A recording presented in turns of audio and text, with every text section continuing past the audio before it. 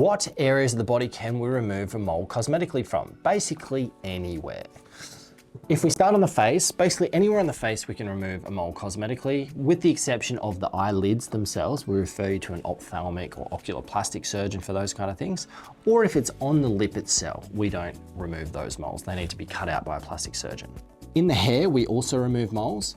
Now, people always ask us about, are you going to lose hair in that area when you do it? Usually no. So we usually quote about 20% of the hairs in that area will be ablated during the procedure, so they probably won't grow back. But if you're thinking that in the hair, normally we have anywhere from 20 to 40 hairs per square centimeter, usually that's not a problem cosmetically. You can't really tell that that's happened if you only lose 20% of the hairs in that area. So if we're thinking of 40 hairs per square centimeter, you're losing probably 5 to 10 hairs in that area when you treat them. So it's really unnoticeable. The other areas we can remove a mole are basically anywhere on the body.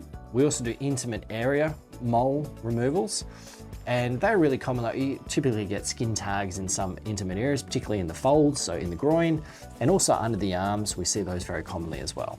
When we're thinking about scarring for cosmetic mole removal, the closer the mole is to the face or the neck or the central part of the body or the scalp, the better the healing is. So the blood supply to the skin of the areas like the scalp and the face is really good, and healing requires blood and it requires nutrients and growth factors to get in to reduce your risk of scarring. The areas we find the highest risk of scarring are on the periphery. So if you're on the hands, the risk of scarring is significantly higher, even with our cosmetic mole removals.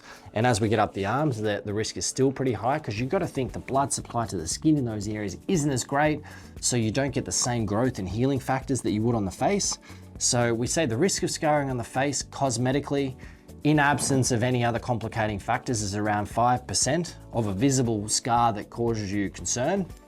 And then as we move into the peripheries, like towards the hand, you've probably got about a 60% to 80% risk of scarring that area. Now, it will fade to almost nothing over a few years in the absence of complicating factors.